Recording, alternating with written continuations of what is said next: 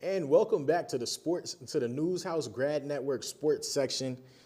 I'm Kobe Scales, and I'm with Teddy Sansbury. And we got a packed show for you today. I mean, what a weekend in sports, right? I mean, Crazy weekend. But we're going to start off with a basketball road trip. Syracuse lost to Stanford first, but then they got a win in Cal. I think we predicted that one. We predicted that one last week, right? Yes, sir. What did you see from Syracuse this weekend? They came out completely different than the Stanford game. In the Cal game, they were energetic and they were moving the ball real well on offense. So that was a completely different showing from the Stanford game, where they started that game down 17-0. And this game, in the Cal game, they never trailed. So that is a complete different and something we really haven't seen this year from Syracuse. Hopefully they can keep it going moving forward. Now, moving on to the Duke game. We got Duke coming up this week. My thing about the Duke game, man, we still had 13 turnovers against Cal, even in a win, right? Duke forced 18 turnovers against UNC this past weekend, and we got UNC coming up too. I don't know how much better we are than UNC, but if we had 13 turnovers in a win against Cal, what do you think we see against Duke on Wednesday? Funny you mentioned that. Duke ranks top 5 in scoring defense this year. Do you know where Syracuse ranks offensively? I don't. 190th in the nation. Wow. That is basically half in the nation. That is terrible. And when you're playing against a top 5 defense, you're going to have to be able to move the ball and shoot real well. Two things Syracuse hasn't done this year. So for this Duke game, can they be able to get some good shots and good looks? It's going to be hard depending on how good the offensive ball moving is. There you go. Moving on to lacrosse. Personally, I played lacrosse in high school for the first time ever. We was talking about that. Man, it was the most fun time I've ever had. I mean, I played football, I played basketball, I played baseball, but lacrosse is something I wish I'd have played growing up. Norfolk, get it together. We need lacrosse real soon. The whole 7-5 needs lacrosse. Now, moving on, lacrosse got a very nice win in the season opener against Jacksonville, 24-5. What did you see in that one? Syracuse did what they wanted to do, and they're ranked number 2 in the nation for a reason. They had 8 players with 2+ goals, and they had 2 10-point quarters. That's almost unheard of, and they lost in the NCAA quarterfinals last year, but this team is looking to make an NCAA championship run this year, and hopefully, with the showing they had in the first game, they will continue to do that moving forward. Now, we're in a Final Four drought. I think it's been a few years since we've been to the Final Four, so we got to get there first before we can win a championship. But I do believe that is true. I do believe with the returners that we have coming back this year, Final Four is definitely in the cards. Moving on to NFL, we have some MVP awards and Super Bowl predictions. Now, my MVP is Lamar Jackson. I don't know about you, and I don't know about all of the viewers at home, but my MVP, Lamar Jackson. Who is yours? It's hard to choose against Lamar. Just check the numbers out. 4,172 passing yards, 41 touchdowns, and 4 interceptions. Do you know how good that is? He's the first player to do that. First player. I don't think people really grasp the concept of what he done this year. Had lower than 5 interceptions and 40+ passing touchdowns. Alongside that, he almost ran for 1,000 yards. And don't get me wrong, Josh Allen had a great season this year. 28 touchdowns, 6 interceptions. He also ran for 12 touchdowns, and they beat Lamar in the playoffs. But the playoffs don't matter. We're talking about the MVP award, which is based off the regular season. So in that case, I do think Lamar deserves that award. Now, if he doesn't get it, I understand. Voter fatigue, he already won 2. And at this point, Josh Allen can't get over the hump. The MVP almost might feel like a consolation prize for him, being that they couldn't beat Kansas City this year.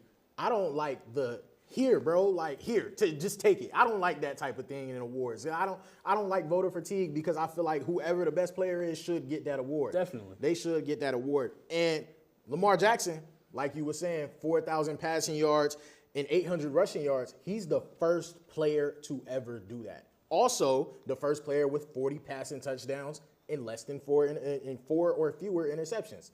He has to be the MVP. Now, moving on, we got a Super Bowl prediction coming your way. Three-peat. 1, 2, 3. That's who you picking? 3. I'm going 3-peat. I mean, I'm a Cowboys fan. No way I picked the Eagles, right? Respectfully, I can't take the Philadelphia Eagles. I'm a Cowboys fan. Why would I sit up here and I can't do that, right? Of course not. So look, 3-peat, right? The Kansas City Chiefs against the Philadelphia Eagles. Kansas City Chiefs 3-peat started with the Philadelphia Eagles 3 years ago and have the chance to end the 3-peat with the Philadelphia Eagles this year. Who's your pick? You can't pick against Mahomes. I do believe the Eagles are the best team in football, and Saquon in the backfield has been a dog all season. And I expect him to be a dog in the Super Bowl. However, there's a man that resides in Kansas City. Man. And that's a bad man down there. Bad man. And when the game is on the line, you can't pick against 15.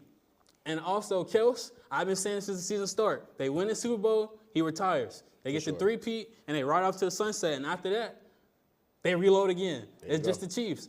And a great stat to mention, Andy Reid, the coach in this Super Bowl, has the all-time winning record for the Eagles and the Chiefs. And a lot of people forget Andy Reid was once the coach of the Philadelphia Eagles. He coached there for a very long time. So I believe this three-peat means a lot to all of them. Like you said, if Kelsey wins this year, he may ride off into the sunset. But, man, that bad man in Kansas City named Patrick Mahomes, if this game is close, give me the Chiefs. Now, the Eagles have the firepower for this to be a 2-3 score game. But if it's close with 3 minutes left, give me Patrick Mahomes. They better hope they up 2-3 scores. Better. Because if they not, man, guess who holding up that trophy after the fourth quarter end? And I'm going to be happy. Hey, I'll be happy too. Especially since the Eagles killed my boys in the championship game. Yeah, them I still ain't recovered from that. So I'm bum-menders. They bums. You a Cowboys fan, right? My fault. Moving on. Listen, we got blockbuster trades in the NBA this weekend, y'all. Blockbuster trades. We're gonna go. I know it's one y'all want to talk about a lot, but we're gonna go Chicago, Sacramento, in the Spurs first. De'Aaron Fox to the Spurs, Zach LaVine to the Kings, and the Bulls get Zach Collins, Trey Jones, and Kevin Huerter. Listen, I'm not a big fan of the Kings receiving Zach LaVine again. I think we've seen this experiment before. We've seen this Zach LaVine, DeMar DeRozan. Where we seen it? Man, where did we see it? I can't put my finger on it. It's so crazy that the Bulls wanted to give you Zach LaVine because to play with DeMar DeRozan again. Have we seen that before? I'm sure. I think we have. I think the Bulls say, oh, you want him? Have him. Take him. But what we need to talk about is De'Aaron Fox. To the Spurs. Getting paired up with Wemby. Now, a lot of people want to talk about him getting paired up with Wemby, but I think him being alongside Chris Paul for the latter half of Chris Paul's career, I think that right there is the thing that will help him most. The Wemby and De'Aaron Fox connection will be great in a few years. True. But right now, while Chris Paul is there, the help that Chris Paul will have he'll get to play less minutes. But the help that he will give to De'Aaron Fox. Listen, De'Aaron Fox came in a 19-year-old kid to Sacramento, and now he's 27. So he's had a few years in the league, but learning from a great like Chris Paul could help a lot. Now, we're gonna move. The trade of the year, century, decade. I think this goes down to one of those, where were you when this happened? I know where I was. I was at home ready to go to bed. This came in at like 12:30. I had just watched my Lakers win. I was happy. I was excited. We had just won in the Garden. LeBron had went for 30-point triple-double. Greatest of all time. Man, you know what I'm saying? Different conversation. The GOAT. LeBron had just went for a 30-point triple-double, and I think everybody on the East Coast was wrapping up their night. Rob Pelinka and Nico Harrison had other plans. Luka Doncic to the Lakers, Anthony Davis to the Dallas Mavericks, Jalen Hood-Schifino to the Utah Jazz, and I think the Lakers sent a first-round pick with Anthony Davis. Yes, sir. And Max Christie. Thoughts? How do you listen? Right. Mm-hmm. Luka is a generational offensive talent. There you go. Emphasis on generational. And you don't even, listen, you don't tell him you're about to trade him. You do it and you don't tell him, you don't tell nobody, and you shock your entire fan base. Do you know how bad one trade has to be if everybody on Twitter is like, no way, Shams got hacked? Do you know how bad a trade has to be? We really thought he got hacked. Like, we was really oh, that's not it. They was making jokes. Kay Adams had his phone, all types of crazy stuff. Like, listen, right? I'm asleep. Wake up, I get the text. Yo, that trade is crazy. What trade?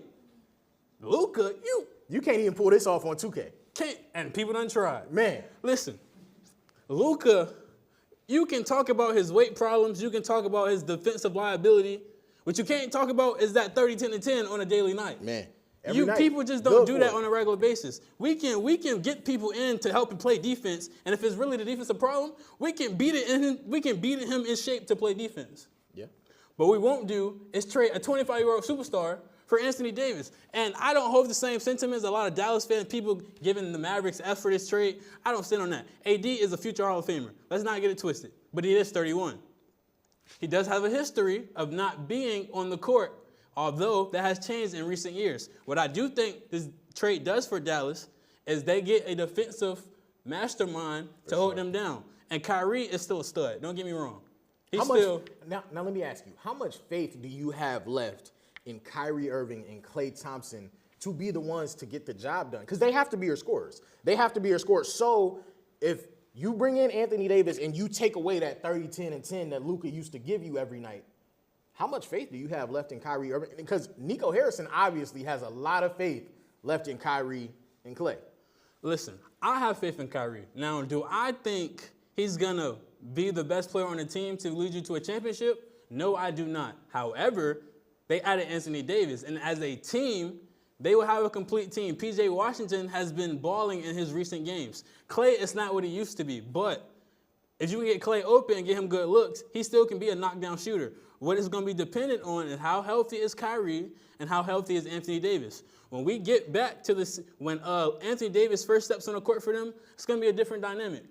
You've seen how Mavs played the other night and got beat by 50. The team function right now is all over the place. When AD gets back on the court, we're going to need to see what they do. I still don't like the trade. But for the Lakers, getting Luka for the price they did, you can't beat that. And with LeBron coming to the end of his career, you got your superstar for the next 10-plus years. That's a great trade for them. Superstar for the next 10-plus years. I mean, a lot of people feel bad for Luka. Listen, personally, I don't feel bad. The man is going to make more money next year than whoever else. You know what I'm saying? He's going to make a lot of money next year. He's going to L.A. He's going to L.A. He's going to L.A. This is perfect for both guys. I don't think anybody got fleeced in the trade, but we appreciate you guys tuning in for the sports section of Newhouse Grad Network. We'll be back right after this break.